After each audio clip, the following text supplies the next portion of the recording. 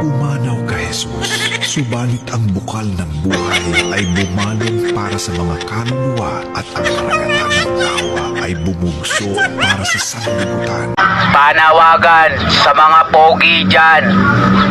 Manatili lang po sa loob ng mga bahay.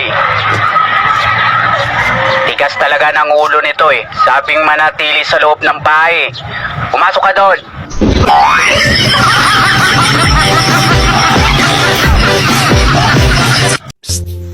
Miss, magkano ang serbisyo mo? 500 po sa kama, 400 sa papag, 300 sa banig, 200 sa lapag, at 100 sa damuhan. Ah, ganun ba? Siya, sige. Oh, ito, 500. Wow, galante ka pugi ha. Galanti ka dyan.